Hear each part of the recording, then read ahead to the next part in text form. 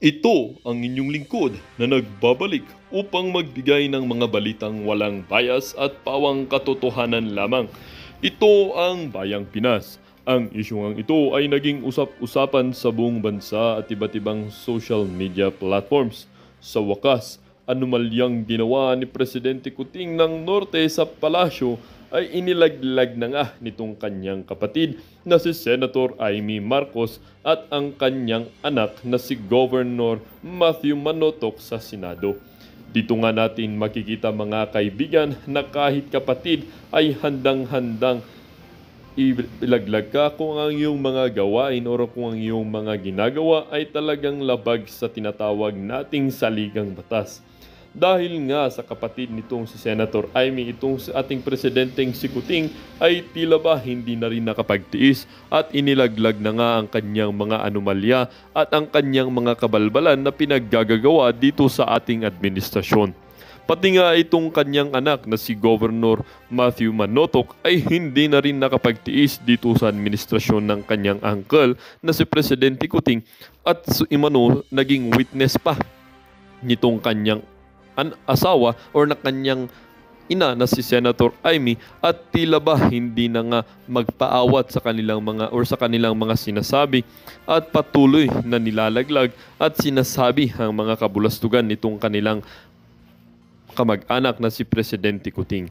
Kahit na nga mga kapatid ay ganito ang nangyayari, hindi na kasi nga totoo ang tinatawag nating blood is thicker than water when it comes to politics. Dahil nga kapag ikaw ay isang tiwaling or talagang maraming issue sa isang gobyerno, ay talagang ikaw ay hindi na pwedeng pagkatiwalaan pa sa isang posisyon. Sige, sabihin na nating sila ay magkadugo at magkakamag-anak. Ngunit ang usapan ay kapakanan ng ating bansa at ng mga mamamayan nito. Kaya nga itong si Senator Amy at ang kanyang anak na si Matthew Manotoc ay talagang hindi na nga or wala ng tiwala dito kay Presidente Kuting ng Norte. Well, para nga sa kabuang detalye ay panoorin na lamang ang buong video at salamat na rin sa ating mga solid viewers sa walang sawang pagsuporta. At kung bago naman sa ating channel ay huwag kakalimutang mag-subscribe, pindutin ang notification bell, piliin ang all upang laging maging updated sa mga balitang bago, totoo at walang bias dito sa channel ng Bayan, ang Bayang Pinas. Huwag din pong kakalimutang mag-iwan ng like at i-share ang ating mga videos. Muli po, maraming salamat and God bless.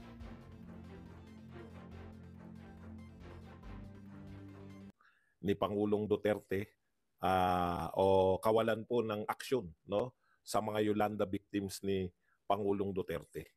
At pag-uusapan din po natin, ito po, bumuelta po si Secretary Gadon sa mga mismong justices. At tinignan ko rin po yung ilan pong mga vlogger, no? Ilan lang sa mga tampok na vlogger na napag-uusapan natin. Kung may epekto po ba sa malalaking vlogger na ni BBM, yung mga sinasabi, pinipick up ba nila? Aba, akalain nyo po, walang epekto. Parang sininyo lang pala ang turong nila rito kay Gadon. Akala ko pa naman ay si Gadon ang magbibigay ng direksyon ng kampanya. Parang Ninyo Barsaga lang pala ang treatment ng mga vlogger dito, no? Isang beses lang po kinuna ng impormasyon at itinakwil na. Gadon, sa mga vlogger lang ng BBM, hindi ka na pala pinakikinggan. Eh. Paano ka papakikinggan ng mga mamamayang Pilipino? Yan po mga pag-uusapan natin. Okay, punta po tayo rito. Isa-isahin po natin itong mga gusto nating ibalita.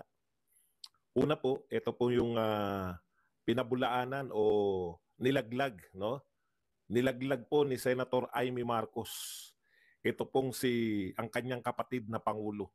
Alam nyo, minsan, sana merong sana meron pong, anong tawag doon? Yung nagre-review ng mga sasabihin ni Pangulong Marcos kung siya ba ay nasa tama pa po, no? Hindi na natin maintindihan eh. Ito po ang pahayag, no? Nakita na natin yung Citizen Marcos noong 2017. Talagang ano po, no, sinasabi na merong naitulong, merong natuwa pang araw yung mga taga-Tacloban. Ay, bitinin ko lang po kayo, no. Unahin na po natin yung balita sa Maisog kasi Hindi naman po kasi ito, hindi naman po siya para bitinin pa kayo. Ito po yung official na pahayag. Kasi marami pong nagsasabi na wala na raw po, ano na raw, no? Postpone na raw. Pero ito po, mula po sa mga taga-maisog, narito pa naman sa ginagamit ko. Ano na kagad? Kasi ganun din. Wala rin naman nanonood. Ito po ang official na pahayag, no? Official advisory, mga kasamang maisog at malawak na mamamayan. Magandang gabi po. Dahil sa sama ng panahong dulot ng tropical depression, bagyong Aghon, na may epekto sa maraming lugar, signal number 1 kasama ng Tacloban City, walang mga sasakyang pandagat at ilang sasakyang panghimpapawid ang pinahintulutang bumiyahe. Dahil dito di makakarating ang ating mga panauhing pandangal. Dagdag pa, maapektuhan din ang partisipasyon ng mamamayan sa planong Prayer for Peace Rally sa Tacloban City. Kaugnay nito, napipilitan po tayong kansilahin ang ating pagkilos bukas. So, actually, ngayon na yun. Ay, hindi pa, bukas pa. 11 pa lang.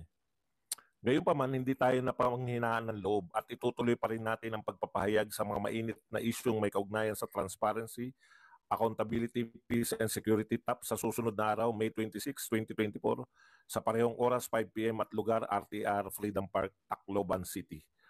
Kami po ay maasa sa inyong pangunawa sa hindi nating kontroladong sitwasyon. Maraming salamat po. Mabuhay ang maisog, mabuhay ang Pilipinas. TAPS Coalition for Region 8. Okay, maliwanag po, no? Hindi na po kayang pigilan ng pagtatambak ng mga truck, no? Yung pong ating mga maisog rally. Nakagawa na sila ng paraan diyan, di ba? Ginagawang mobile. Siguro tipunan na lang, doon na lang po magkikita yung mga taga Tacloban Leyte. Diyan pa rin po ang kitaan sa may maisog, sa may Freedom Park. Tapos siguro yung katulad ng nangyari sa Dumaguete, no? Na magrarally. Ako mas maganda pa yung ganun eh. Napapakita sa dadaanan na tuloy yung rally, di po ba? Okay. Ay sayang, di ko nakita yung balita na yan. Bukas na lang natin babalita yan. Di ko pa nabasa yan.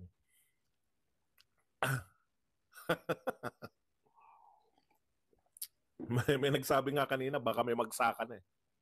Punong-puno po talaga. Tapos may mga, bukod pa ron, talagang may mga traktora na yung nakita ko. So talagang ganyan ang buhay. Maisog rally, tuloy po yan. No? Parang yung mga ginagawa nitong mga Makabayan Black, yung mga tropang kaliwa, di ba? Naglalakad lang yan sa kalye. Alam nyo yung ginagawa yung anong tawag diyan, yung pagpigil. Dapat naroon lang sila dapat, di ba? Ngayon, tignan nyo po yung nangyayari. Napipilitan pong maglakad yung mga rallyista. Rallyista na tawag sa atin. Yung mga nagmamaisog rally. Napipilitan maglakad. Nakikita lalo ng mga taong bayan na may rally. O, di ba? Mali. Alam nyo, napapasama pa kayo eh. Yan ang sinasabi natin, no, sa mga mahilig mag-awat. So, tuloy po. Kaya lang sa linggo na. Dahil po sa bagyo. Hindi po dahil sa pagharang nila, no? Tuloy po ang Maisog Rally ay napospon lang po dahil sa bagyong Aghon. Okay, thank you very much muna rito kay Evelyn Valdez na nagbigay po sa atin ng 4 Canadian dollars na pangkape. Tingnan natin si Evelyn kung okay. Punta na po tayo rito, no. Nilaglag po. Alam nyo, wait, si Senator Amy, napakahirap po ng kalagayan ni Senator Amy. 'Di ba? May ilang panahon na nanahimik, no? Tinignan talaga. Kaya mababasa nyo na ang lakas talaga ng puwersa ngayon sa Duterte na eh. Hindi na po sa Marcos. Kasi nagpahinga si Amy, parang tinatansya niya, sino ba talaga ang mahal ng tao? Si Duterte ba o si Marcos? Pero, sorry Senator Amy alam kong kahit papano, no? Okay. Kasi, ang hirap na po magtiwala sa pamilya nyo.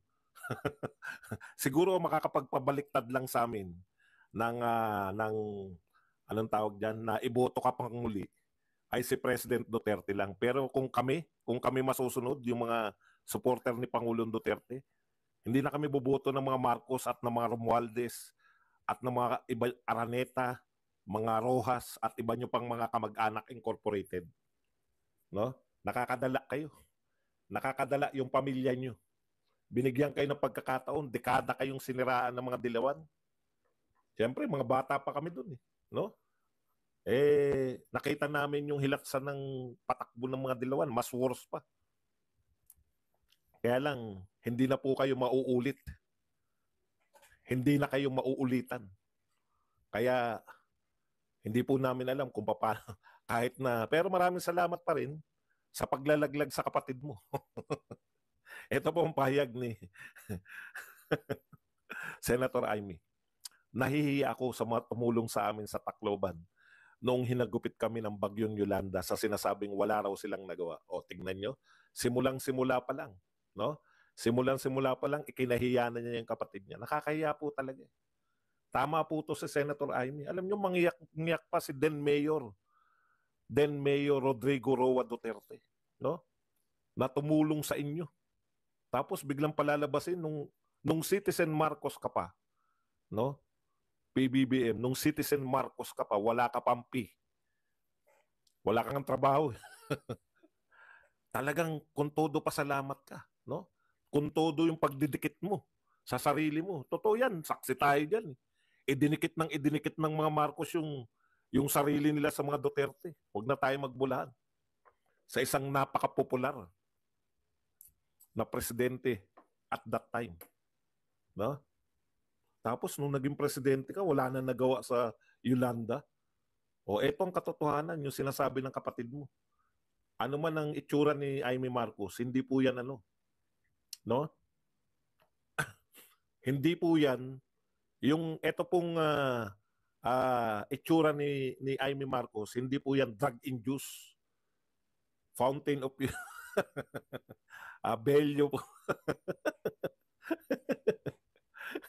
Hindi nyo ma-imagine, mas matanda pala si Senator Amy nang malayo kay PBBM, no? Ang galing talaga ng siyensya. Pero bagay, at least kahit papano, talagang binagayan si Senator Amy. Anyways, beside po yan sa mga itsura, ituloy po natin.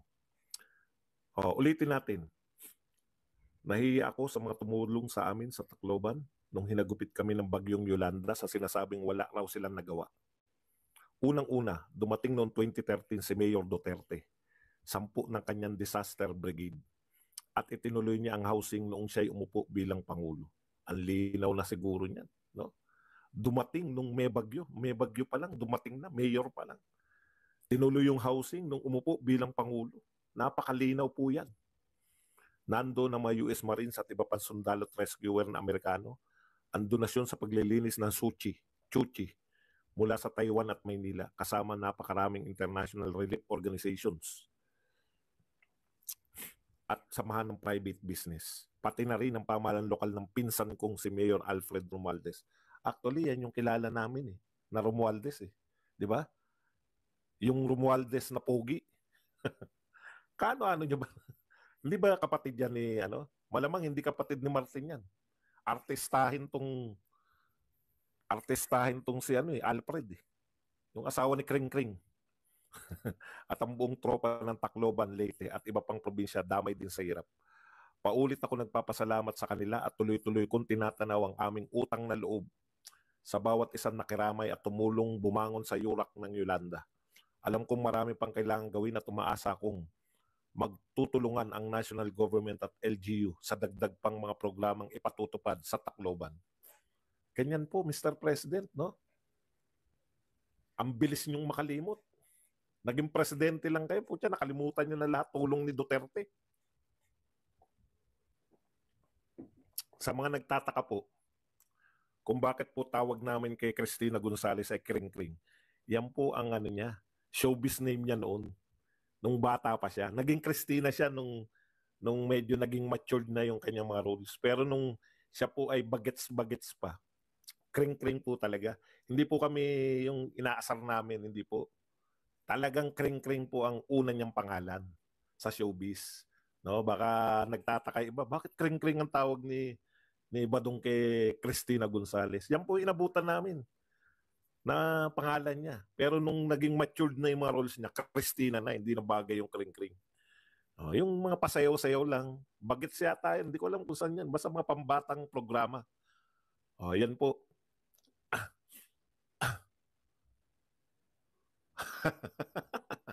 Tignan nyo Hiera Shine.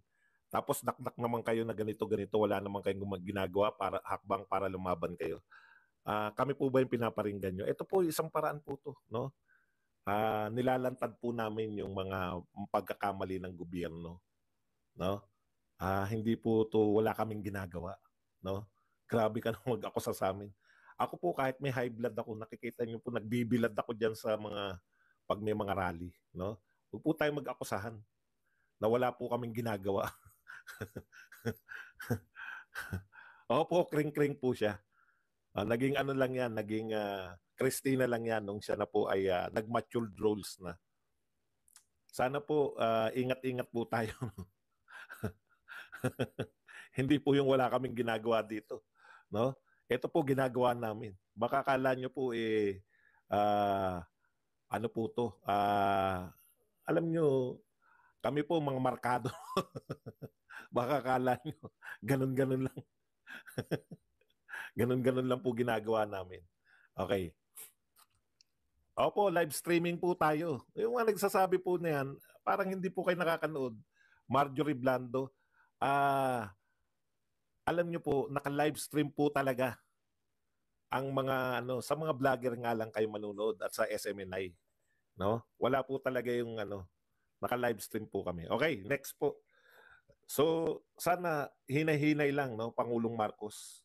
Hinay-hinay lang po sa atake kay Duterte, no? Kasi ano yung sinasabi natin? Panahon na po ng mass media ngayon, ng social media ngayon.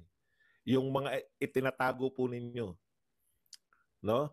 Yung mga tinatago po ninyo na speeches noon, na akala nyo nakalimutan na ng mga tao, ibabalik po yan sa inyo. Hindi po kayo makakapagtago ngayon, Mr. President. Kung pinuri nyo po si Duterte nung siya ay presidente, hindi nyo po pwedeng sabihin ngayon na wala siyang ginawa, no? Pinuri nyo nga eh.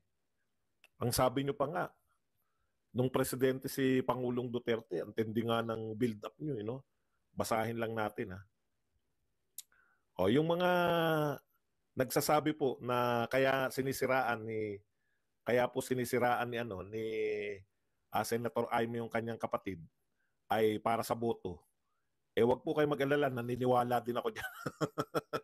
kaya kaya hindi kami basta-basta na magtitiwala eh. Pero pag sinabi po ni Pangulong Duterte na iboto natin si Amy, talagang susunod po kami. Kasi matindi po itong Pangulo na to, yung impact po sa amin, no?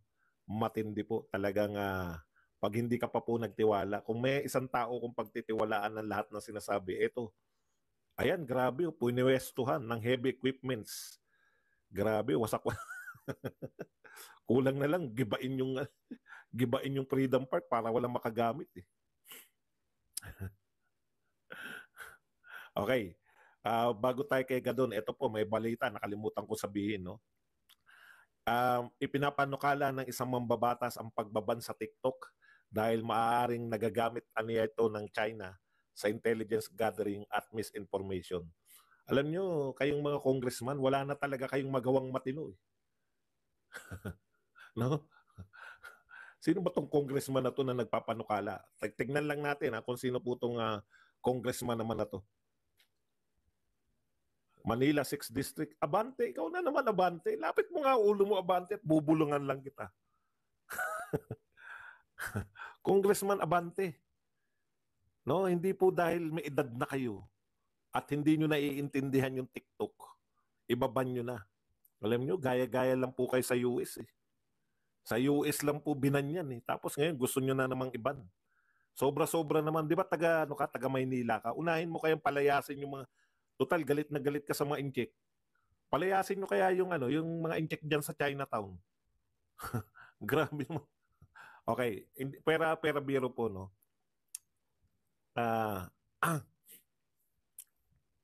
Eto po, yung TikTok po.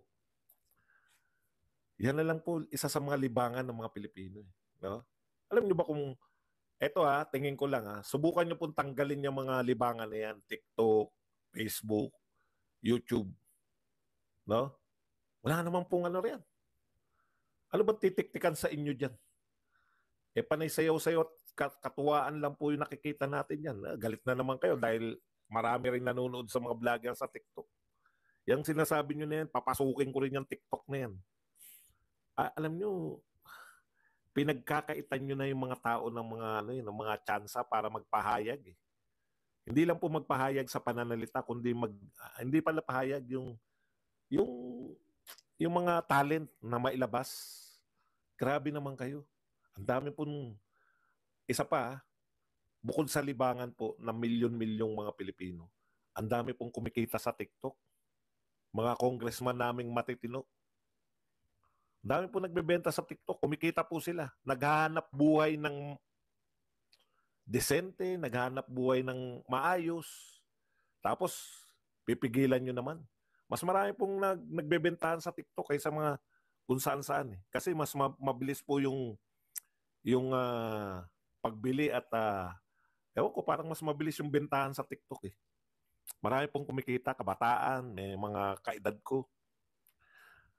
Poprovidean nyo po ba sila? Magbibigay po ba kayo ng hanap buhay sa mga mawawalan ng hanap buhay dyan pag binanin yung TikTok? Huwag pong gaya ng gaya sa US. Sobra naman yung ano natin, no? Yung pagsisip-sip natin sa US. Lahat na lang gagayahin natin.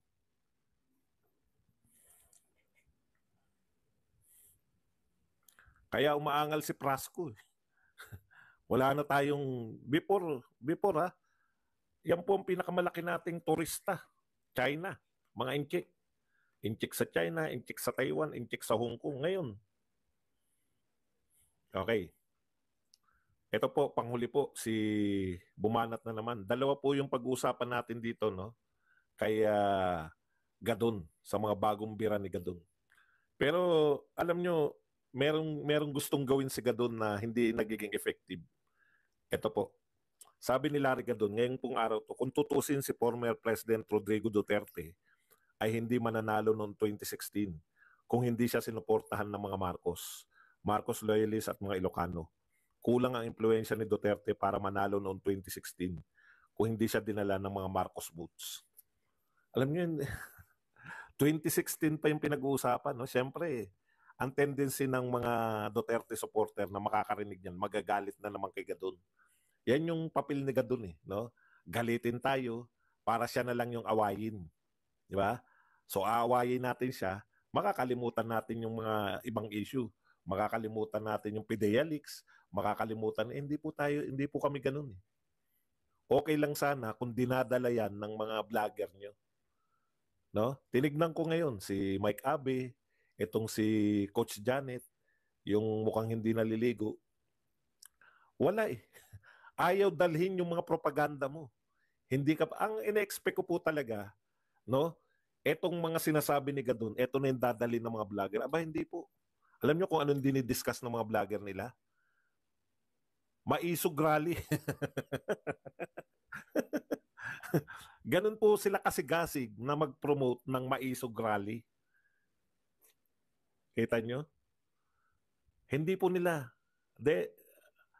Nadala yata sila kay Ninyo eh. Nagmumukha silang hindi credible. Di ba? Nagmumukha silang hindi credible. Neutral ka ba? Wala po neutral dito sa amin. Duterte po kami. Anong neutral? Kalokohan yan neutral dyan. Okay. Alam mo, ikaw, Gadon, no? Sa totoo lang, maski pala mga vlogger nyo, hindi ka pinaniniwalaan. Eh. Nadala sila kay Ninyo, no? Niyakap nila yung mga sinasabi ni Ninyo, puta, ilang araw lang. Yung nagdadala ng chiching si Ninyo, lahat sila, dinala yun. Eh. Yung propaganda na yun. Tapos sumunod, yung merong karelasyon na daw si BP Sara, basketball player, o dinala na ng ilan, nakahalata na yung iba. Pagkatapos nung rally bayaran ay puta mukhang miyembro ng Kingdom. Lahat po ng miyembro ng Kingdom nag-aahit, malinis mag-ayos. Puta yung manakuha ni Ninyo, alam mong tambay dun. Ganyan pala ang tingin nila kay Gadon. Hindi sila basta-basta nagtiwala. Akala ko talaga susundin nila si Gadon. So ano pang papel ni Gadon ngayon? Ha? Hindi ka rin naman pala maasahan sa pagpopropaganda. Hindi ka naman namin papatulan na magagalit kami sa iyo pero isa ka lang sa topic namin. Di ba? Hindi ka naman importanteng tao. Siyempre, yung punteriya pa rin namin, direkta kagad. Mas nakakagalit yung sinasabi ni PBBM kasi sa'yo, gadun, imahinasyon ka lang. Lahat ng mga sinasabi mo, puro imagination. Paano mo mapapatunayan yan? Na nagpanalo kay Duterte ay mga Ilocanong loyalista. Oh, given. Ipagpalagay na natin na tama ka. Yeah? Ipagpalagay na natin na ikaw ay tama. Na kayo nga nagpanalo kay Duterte. Ano ngayon? Naglingkod naman siya ng 6 na taon. Huwag mo sabihin kayo pa rin ang dahilan kaya popular si Duterte. Panunungkulan niya na yun. Minahal na siya ng tao dahil naranasan namin kung paano yung Duterte leadership. Labas na kayo dun. Wala na kayong say dun. Kung pinagpipilitan mo na kayo nagpanalo, di thank you. Pero kaya popular si Duterte mula 2016 hanggang ngayon 2024 na hindi na sila sa presidente dahil sa kanyang ginawa. O eto, ano po sabi nito ni Gadon? No, bubueltahan nga raw yung mga justices. may, may ta. Sorry kung eto lang po yung pambibira nyo pala, vlogger nyo, hindi siya dinadala.